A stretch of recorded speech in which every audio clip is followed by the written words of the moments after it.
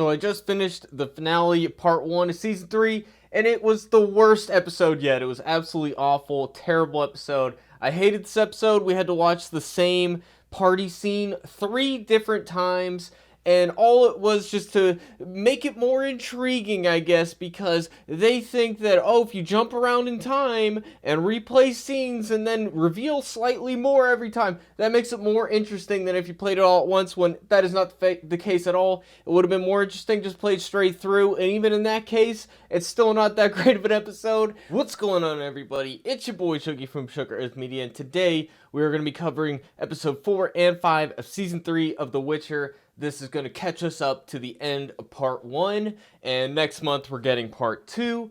So we're building up to a finale in this episode. So I only watched the 4th episode, and then I'm going to watch the 5th episode after the review, so we get my kind of live reaction. So I thought that this episode was a bit better than the last ones. I think we're building up towards something interesting. Some of the intrigue of all the different plot lines going on across the world are actually starting to pay off, and I see a little bit of more what they were going for. But yeah, some of it falls flat, of course, but I do think that this episode the best of the season, so it's getting better as it goes.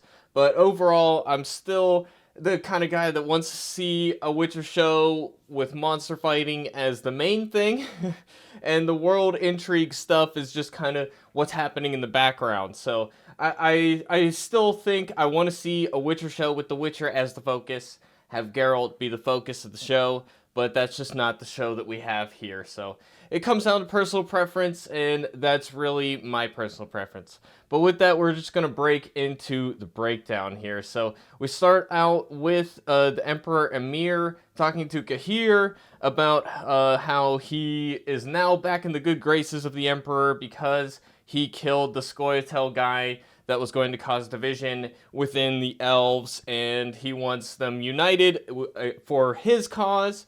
So I think that's an interesting kind of dynamic there, where he kind of eliminates the guy that was on his side just because he wants to get everybody on his side. So he sends Cahir on the mission to talk to Francesca and get Francesca on their side as well. So overall, you know, I like this part of the storyline. I think it makes for interesting storytelling. But there's a little bit here where, you know, he's just in the good graces of the Emperor again. And then he asks him, how do you know you're doing the right thing? It's like, maybe not the time to question your leader, okay? Maybe not. And also, it's a little weird the Emperor's like, I came to wake you up myself. I don't know. Is that really how an Emperor would act? It's a little weird. I guess they want him to be personable.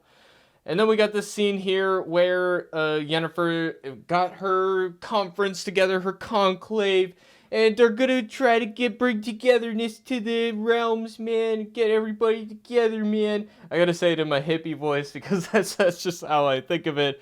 But this scene, it's just a little weird because she's like, oh yeah, I want to thank you for forgiving me. And right after Stregobor is like, she's a traitor, and a bunch of people agree with that. It's like, doesn't sound like they forgave you. I guess they're not trying to kill you right now.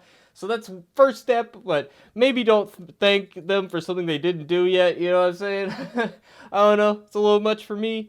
So we close it with Stregobor at the end, and we get back to Stregobor at the end of the episode. He's kind of supposedly the villain. We'll see if that ends up being the case in the finale. But yeah, I don't know. That meeting just feels pointless. It apparently works. I don't know how else she convinces half of the people to go along with her plan. I don't know. It just... We cut back to that, and Tissaya's like, you're good at politics. I'm like, they didn't show us that.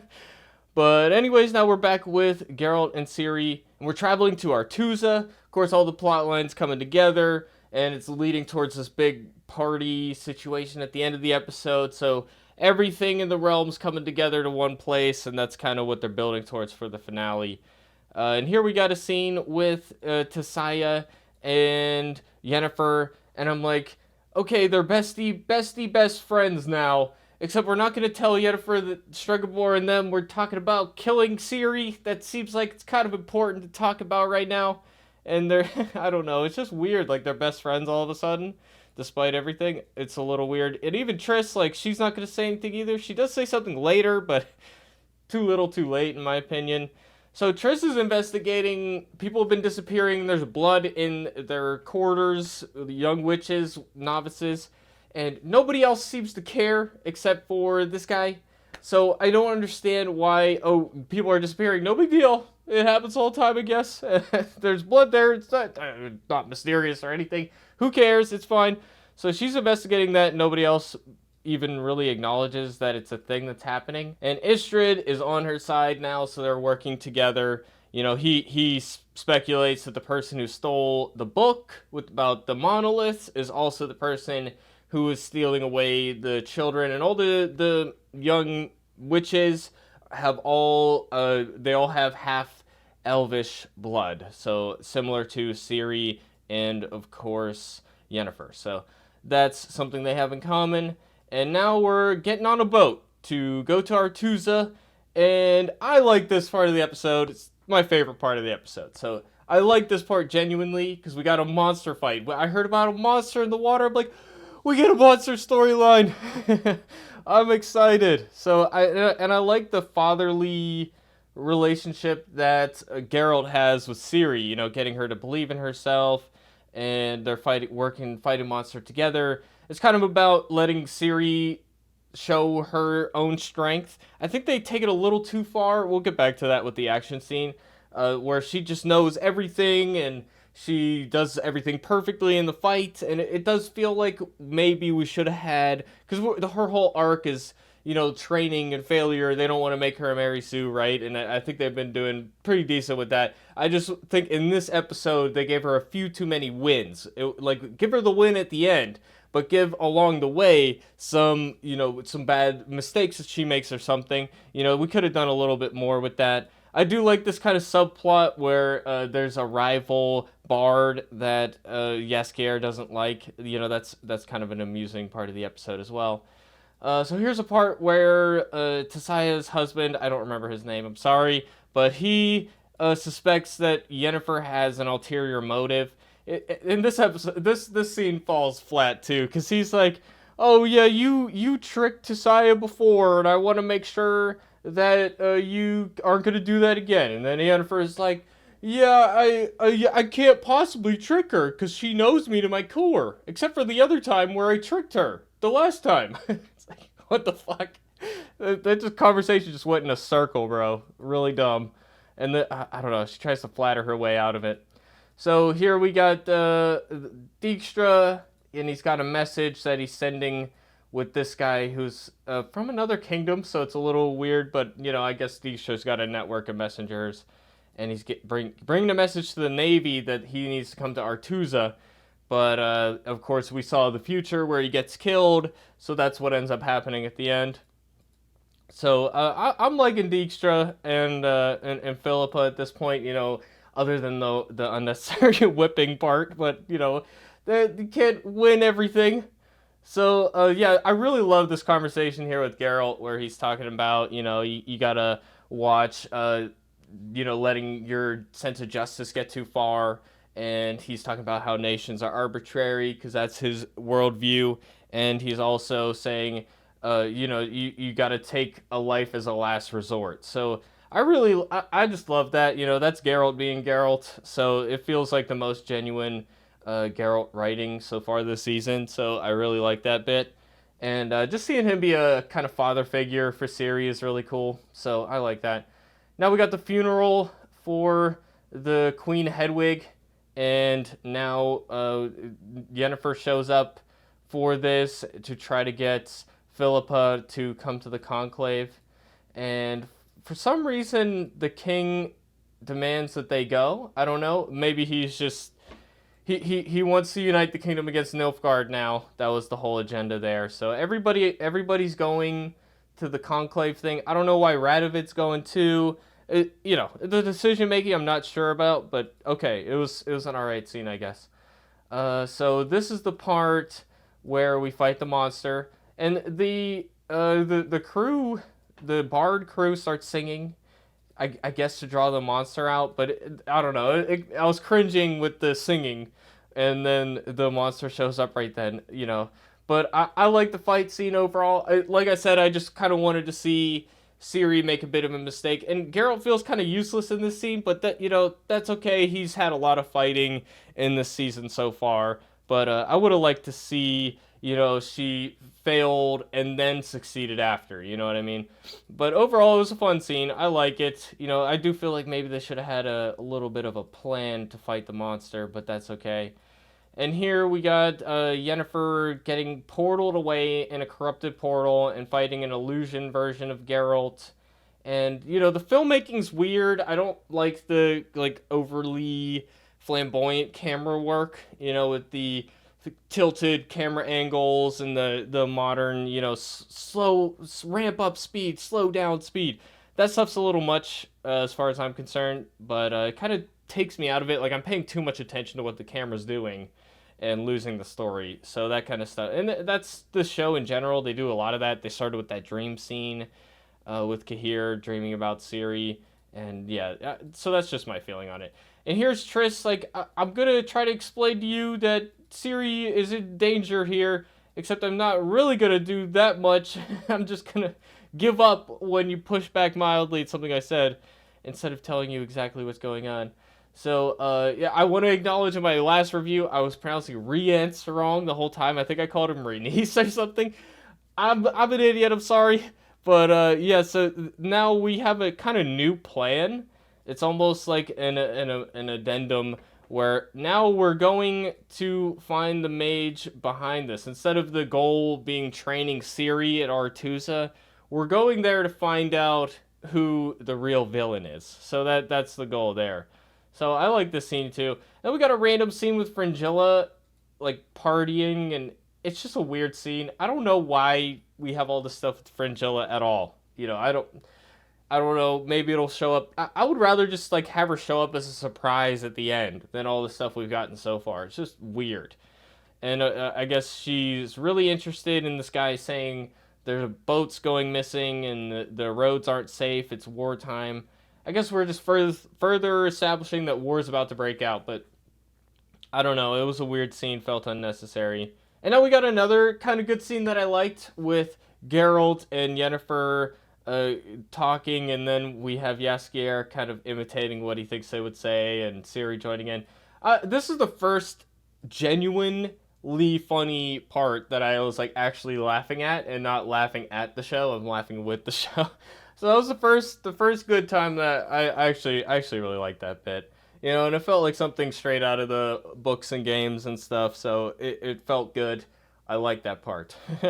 And then Jaskier is babysitting, I guess. He wants to go to the party, but it's not happening. So, and he's like ego stroking Jaskier, and we're telling Ciri she's so amazing, and we're doing the feminist thing where your power was with you all along, you just have to accept your power. It's just like, I don't know. It's just corny at this point, because it's like such a cliche, almost, now. And now Jaskier spots Radovid, and then they hook up or whatever, and I'm just like, do we really want to do this? I don't know. Minor spoiler if you're only a show fan, you don't know the games or anything. Just skip ahead a couple, like 10, 15 seconds. Radovid is the guy who's going to go on this witch hunt, and he's talking all about in this scene, like, I like you, Jaskier, because you really know people. You see people. But he's not seeing that this guy's like a murderous, like rageful psycho at a certain point. So, I mean, like you understand why with what is going to happen with Philippa, and they did murder his mother, right? Hedwig was his mother. So you can understand where he's coming from, but bro, like, I don't know. Do we really want that? I don't want that. What the hell? And here we got the scene with Cahir bringing Francesca on his side. And this is a good scene too. I thought it was well executed. And now we're like preparing for the party scene at the end, and that Geralt and Yennefer all of a sudden now they realize it's Stregobor. It's like, why didn't we figure that out earlier? I don't know, but it sounds to me too easy, like it's gonna be a red herring. So my opinion at this point, having not seen the final episode, is that there's gonna be a twist that it's not actually Stregobor, it's somebody else trying to shock us. And we end with a shot of Stregobor. We're about to go to the party. Everybody's dressed up. And I gotta say, I just a minor thing. Like, I feel like this is too revealing of an outfit for such a formal event. You know, everybody else is like thoroughly clothed and whatnot. But I do like Geralt saying like, "Do we have to dress up and whatnot?" So that's the final cliffhanger here for this season, or this first half of the season. We get the finale next episode, and I'm gonna watch it right now, and I'll see you guys on the other side. So I just finished the finale, part 1 of season 3, and it was the worst episode yet. It was absolutely awful, terrible episode. I hated this episode. We had to watch the same party scene 3 different times, and all it was just to make it more intriguing, I guess, because they think that, oh, if you jump around in time and replay scenes and then reveal slightly more every time, that makes it more interesting than if you played it all at once, when that is not the case at all. It would have been more interesting just played straight through, and even in that case,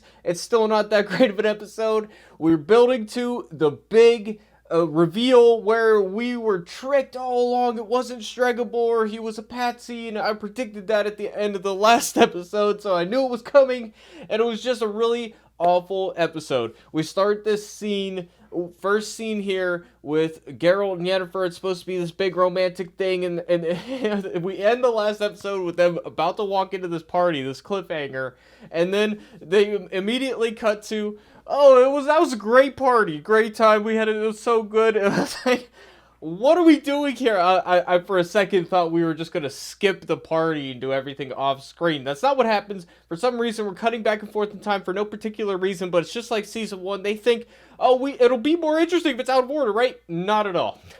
And this romance between them is so unearned. Like I said, that first episode was supposed to get them back together again, and there was no character growth or anything, completely unearned. I hate seeing them together. It's so annoying, and it's just awful. And then they walk into this party, and dude, in this episode, it's like the worst Yennefer episode, because every line she has vocal fry, and it is so grating to listen to. I can't stand to hear this character's voice, okay? She's awful, and because she's whispering this whole episode, she doesn't know how to do a stage whisper, you know, where you actually project a little bit, but still sound like a whisper. Every other actor in the show could do it just fine.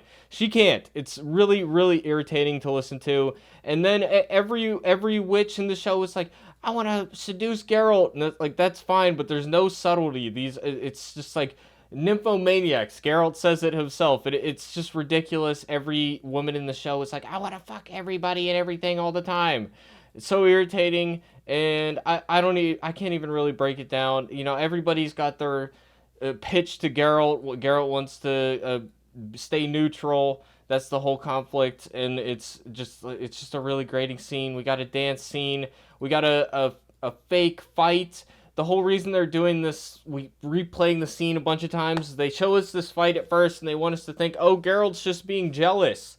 But of course, it's just a distraction, so Yennefer can go into Stregobor's things.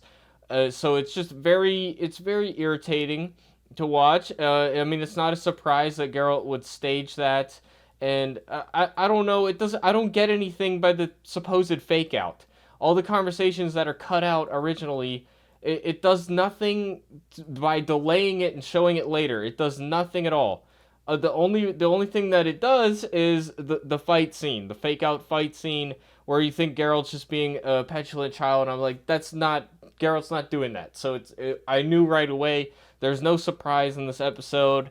Stregobor doesn't even really seem to like that was planted. That wasn't me. Like, he could have said anything, but like, there wasn't even this really sophisticated, interesting plan that Geralt and Yennefer had. They're just like, we're gonna distract them, and then you're gonna go steal his stuff. It's like, it's really boring. So I hated this episode a lot, and just as the episode was getting interesting, when they realized, oh, they're getting played by Tissaia and what's his name, you know, you should have seen right through, oh, we're best friends all of a sudden.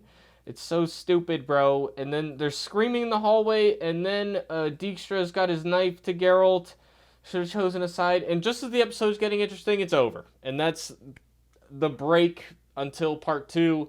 And I don't know. I'm really not looking forward to it. I don't know what you guys think. Let me know what you think in the comment section down below. It's Henry Cavill's last season, and I feel like he's been kind of wasted in the show. So let me know what you guys think in the comment section. And with that, it's been your boy Shogi. I'll see you guys in the next video. Thanks for watching, everybody.